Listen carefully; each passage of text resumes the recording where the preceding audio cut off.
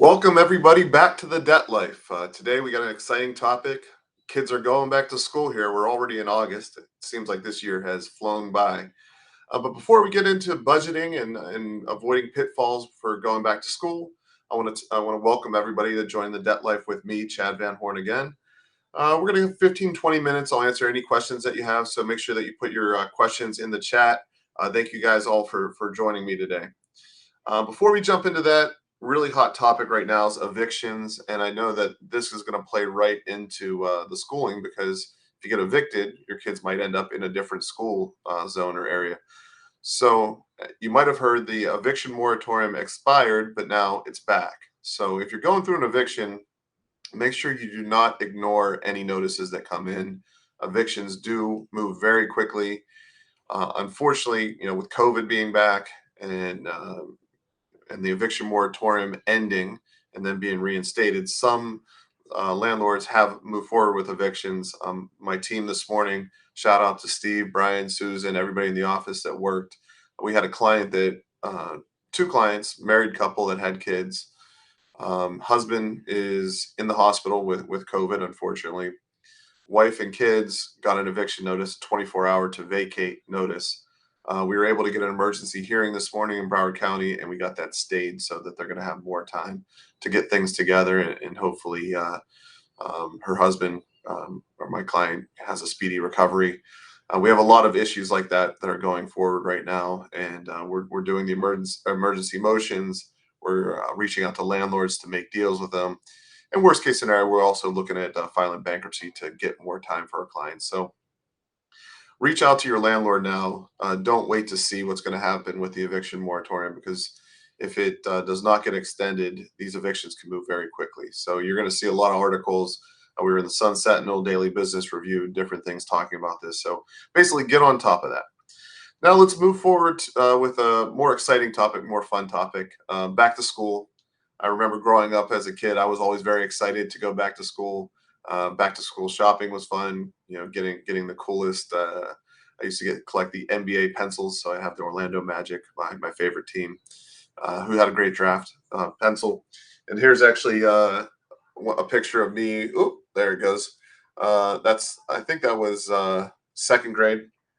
Had my haircut, had my new clothes. Here's a school picture of my mom. And here's one of actually my grandfather. So that's going back a little ways. That's about 100 years old. Um, so it's really exciting times, especially for the kids, but it can be stressful times for the parents because there's tons of things that the kids want, and all the retailers and the Targets of the world and Walmart and everything. They have sales on all kinds of cool things. This is the best time of year to shop because you do have those sales, and also you have the tax-free holiday in Florida that expires August 9th. So if you are going to do your shopping, try to knock it out this week because you're going to get that extra 6% savings, and you can take advantage of a lot of the different sales that are going on. But before you jump into that, make sure that you put a budget together and you really plan out your spending because it's so easy to walk into a Walmart, a Target, any of these malls, and end up spending more than what you planned on spending. And of course, even if you don't have it in your budget and you don't have it on your debit card, all of these stores are willing to open up a store card for you right on the spot, and you can use that charge, a lot of them at 0% interest, to buy more. Which for today, that might not be an issue. But when that bill comes due, whether it's 30 days, 60 days, 6 months, 12 months, then it can be a real issue for you. So first thing is you got to put that budget together. Try not to put it on credit cards if you can. Try to use cash or a debit card. If you do have to utilize a credit card or you get caught into that store card trap, make sure that you're not paying interest on that, as you pay as little interest as possible as you can, because most of these store cards are 24% interest, which is just a massive number. If you get into that, if you fall into that pitfall, look at taking out other loans that have lower interest rates to pay those off, but make sure that you don't use those credit cards again. So put them on ice, cut them up, cancel them if you have to. Just don't fall into the trap where you get an installment loan or a consolidation loan to pay those off at a lower rate. I'm saying 5 to 10%, and then you run up that card. So now you have two payments that you need to make. So make sure you don't do that. Um, for the kids that are going back to college, there are student loans available that will help. And those student loans are lower interest rates. So if you get the federal student loans will cover your tuition, but it also covers room and board. And it gives you some money to go out there and spend. I know college books are really expensive. If you can buy the used ones, make sure that you're doing that.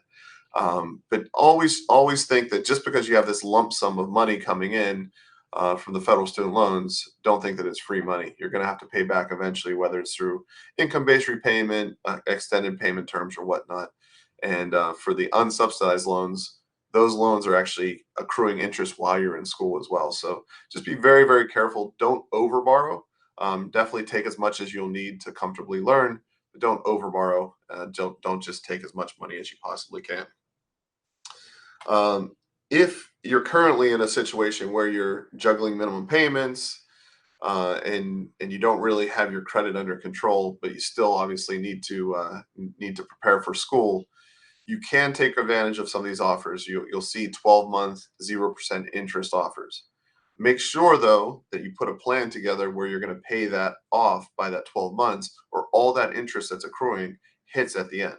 So you got to be really, really careful that any of these introductory offers, you get it paid off prior to it expiring, or you're gonna get hit with all that interest again, and then basically your money is not going to be your money. It's going to go towards interest. So if you already are caught into that, um, make sure that you're paying these off as soon as possible. You can utilize that 0%, but make sure you're getting it paid off as soon as possible. Um, if you have overwhelming debt and you're falling behind, that's the time where you want to speak to a bankruptcy attorney, debt negotiation attorney, and really lay out that plan, because uh, you don't. Well, the first thing that you do when you get in a hole, you got to stop digging and figure out a way to get out of that hole. So we're doing that for a lot of people right now. This is a good time to do it.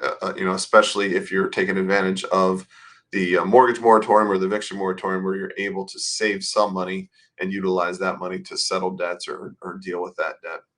So make sure that going back to the forbearance, I know a lot of people's forbearance on their mortgages is expiring, and during back to school times and during the summer is usually when you have your family vacations. You're not thinking about this.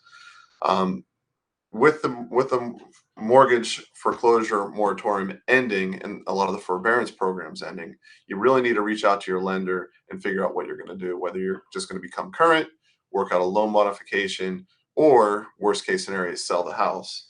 I had a client that just recently came in. They let their house go into foreclosure and sell, and they ended up getting 100,000 plus from the sale of the property at foreclosure, but they probably would have gotten 180, 200,000 if they would have hired a local realtor, which I have a lot of friends, some that are actually watching.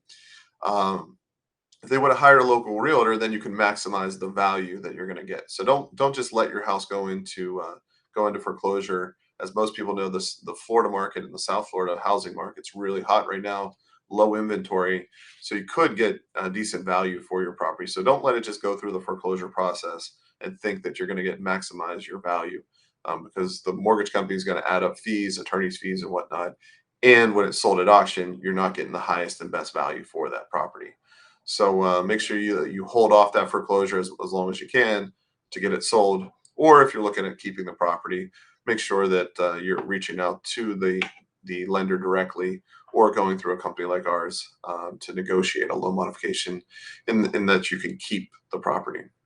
If there's already a foreclosure sale set, there are ways to cancel the foreclosure sale.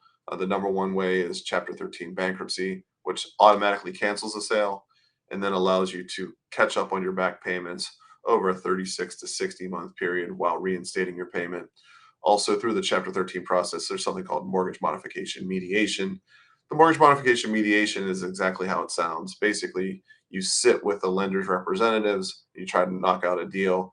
You have to provide financial documents, most importantly, tax returns, pay stubs, that type of information, and then see if you can work out a deal to keep the property. If you can't keep the property, can't afford to keep the property, then you work out a deal where you're going to have a decent amount of time, 3 to 6 months, to sell the property, and get the most money that you can out of that.